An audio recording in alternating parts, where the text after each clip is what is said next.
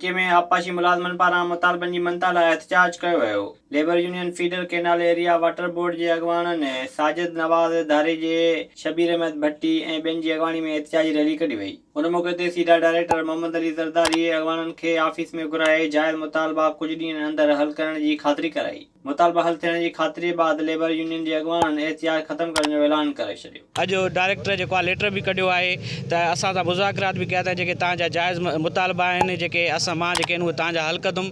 जेके नाजाइज़ हूंदा उहे न हल थींदा, जेके जाइज़ आहिनि उहे हल थी वेंदा। बाक़ी मां सभिनि जेके बि इंजीनियर आहिनि उन ॾे लेटर कढां थो।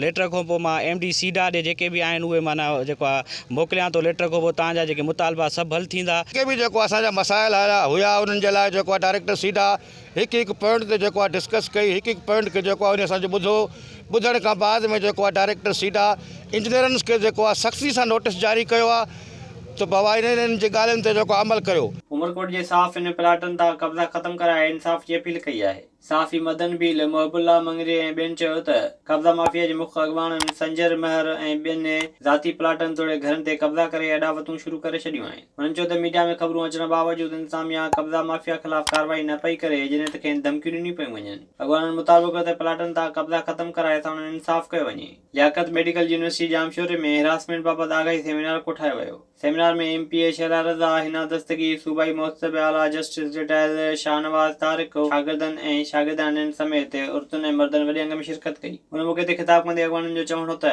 औरतुनि खे जिनसी तौर हिरासण करण वारो अमल नाक़ाबिले माफ़ी ॾोह आहे। हुननि चयो त नौकिरी कंदड़ औरतुनि खे हाणे केर बि हिसाए नथो सघे।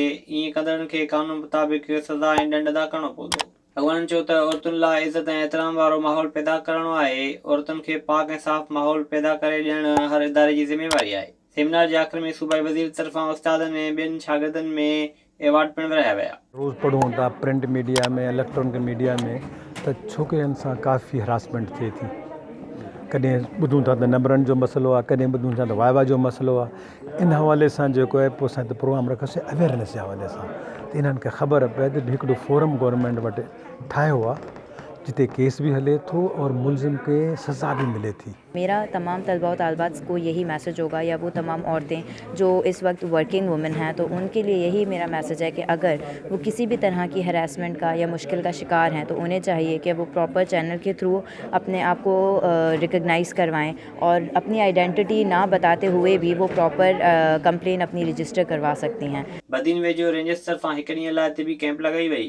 ॻोठ अहमद राजो में लॻायल कैंप में शुगर, चमड़े, ॾंदनि ऐं ॿियनि बीमारियुनि जे माहिर डॉक्टरनि तरफ़ां ॻोठाणनि जी चकास कई वई। डॉक्टरनि तरफ़ां 500 मरीज़नि जो इलाज करे खेनि मुफ़्त दवाऊं पिणु ॾिनियूं वयूं। हुन मौक़े ते डॉक्टरनि जो चवणो त हीउ इलाइक़ो पुठिते पियल आहे जिते सिहत बाबति सहूलियतूं न आहिनि। हुननि चयो त ख़राब पाणी सबबि इलाइक़े वासी बीमार थियनि पिया जिन खे आगाही ॾियणु ज़रूरी आहे। विज़िट कयो अवामी आवाज़ मीडिया ग्रुप जी वेबसाइट awamiawaz.pk।